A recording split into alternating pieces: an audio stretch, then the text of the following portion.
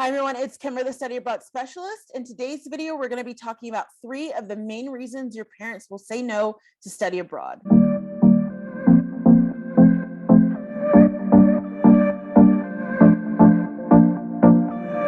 So before we dive into today's topic, I just want to let you know about a fun freebie for you. And so if you look into the description box, you will find my Parents Say Yes to Study Abroad workbook. And so with this one, this is from my Learn How to Study Abroad in 30 Days series that I launched a few months ago.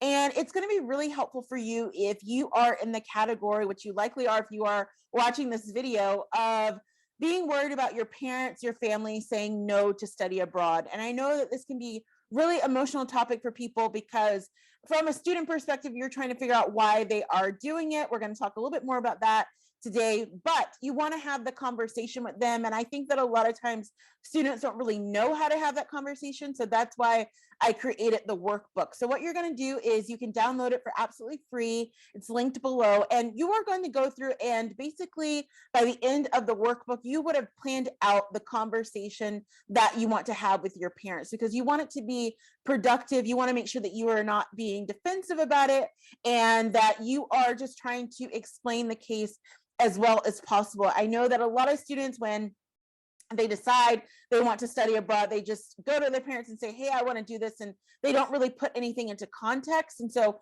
we always want to make sure that we are putting things into context and painting the picture for people, no matter who they are, even if they are our closest relatives. So definitely check that out. It's going to be really useful for you as you go through and begin working on this journey to study abroad. So for number one reason why your parents will likely say no to study abroad if they are of that mindset. And I always flip between number 1 and number 2 as being the top one, but I definitely think that number 1 is the first one, particularly in the era that we're living in. And that's going to be safety. So parents around the world worry about safety. I'm not a parent, so I can't speak specifically to that feeling, but I know I've never met a parent that has not talked about worrying about the safety of their children. And just as a human being, if you have people that you love, you worry about their safety, but I know that at a parent level, it's totally different. And so safety is going to be a huge reason. Now, I know for a lot of students, this is where you get defensive because you're like, particularly if you're at the college or university or graduate level, you're like, listen, I have gone off to college, I have lived, survived, done a lot of crazy things, and I am still here. Why would they be worried about that? There are some reasons behind that. The first thing is that for most college students around the world, with lots of exceptions, myself included, is that you're not going to be going very far away for college. So you may be within the same country, but that's a lot different than going to a different country that has different customs, different rules. Most parents are going to be just a plane ride away. For a lot of students who are maybe going locally or within the same, let's say if you're here in the US, you're in the same state, they're just a drive away. Or even if you're in a different country and maybe you're just a 55-minute train ride away, that feels different to people than you going thousands of miles away. And one of the reasons for that is that most of your parents, they don't know the safety measures that are going to be put in place of the program that you're using, of even of where you're actually going. How safe is it? And of course, no place is completely safe. We know that. But I think that psychologically, there feels like there's a little bit more control if it's closer to you, or that if it's within, at least in the same culture, that you at least have some grasp of, for example, I'll use the US again here. If you are going to a place where gun culture is pretty normal, even though people may not agree with it, that they at least understand, like, okay, this is the level of safety that my kid may be at if they are studying a certain place. Or if they are going to a place where, let's say, there's a huge level on the flip side of that of lots of knife crime. And how do I actually deal with that if my kid is not used to living in a situation like that? How would I even live with myself if something happened to them? You have to think of it from their perspective. And I know that in a lot of times in what we sort of read and see, we definitely know that crime is overblown, and that even though the world is not a safe little bubble, that things are not as bad as they seem. But you can't tell a parent that. Like, parents, not that they just believe everything that they hear, but from their perspective, they feel like, well, I don't know anything about this place. I just worry about my kids' safety. I want to know what the program is going to do to keep them safe. Are they going to teach them techniques to be safe? And so you have to think about that. There are other things too that go through the minds of parents. So particularly now in the age that we live in, things like sex trafficking, things like getting involuntarily exposed to very dangerous drugs or different things like that, that a lot of people have thought about for years, but that is much more prominent now because everyone's so reachable. So it's like in an age where before your current generation, I know that most of you are Gen Zers, where people my age who are millennials and even people that are older, where we weren't as accessible as people. But now anyone can access anybody, and that can be very scary. It is scary for me. I'm not a parent, so I know that for parents out there, you're thinking that if your kid's out there posting on Instagram or TikTok, that someone could message them and then want to get in contact with them, and then suddenly they're meeting up with this person and they thought it was innocent, and then something happens to them. That is a real thing. And we also know too that a lot of times when you are new to a place, you're putting out there, I'm new, I want to meet new people. Those are the people that get taken advantage of the most, unfortunately, when you are new to a place, because you have no insight of what happens in that place regularly. And they know that you're not necessarily a tourist because you're there for a certain period of time if you're studying abroad, but that you are new, you're completely green, you have no clue how things work there, and you're more susceptible to things that are not going to be so good for you.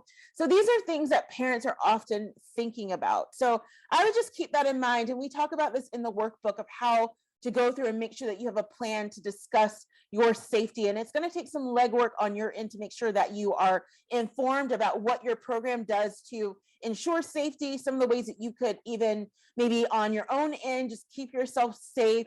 You're going to work through that in the workbook. So definitely check that out and definitely consider that. But I would say that safety is going to be the number one reason why parents usually say no. So next up on the list, which is not going to really surprise anyone, the number 2 reason, and this is why I say I go between, is it number 1 or is it number 2? But I would say that it is number 2, is going to be the cost of study abroad. So just to keep it simple, study abroad is a pretty expensive endeavor. And I always like to joke and say that with the exception of us in America, since our universities and colleges and even a lot of our private schools at the higher end level for high school and secondary school are so expensive that they're like at mortgage level, that, you know, paying, let's say $15,000 for a semester abroad seems like a bargain for us. But for a lot of students who are coming from other countries and going to other places where you may have free higher education, you may have at least higher education that is a lot more affordable than places like the US, then your parents are thinking, why would I pay for you to go learn something when you've got it all here? You've got, you know, free education, or you've got education that is affordable that I can at least help with. Why would I pay for you to go do that? And that is definitely a sticking point, I think, particularly if you look at, let's say, between 2020 and I would say even into 2029, as we go through the era of inflation and different things like that, you're going to have to work harder to make that case.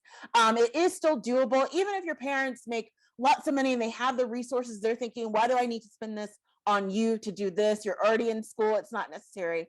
So you're going to have to make sure that you're able to make the case of that. But that is going to be a sticking point for a lot of people, because you have to keep in mind that study abroad, the cost of study abroad is not just about the program.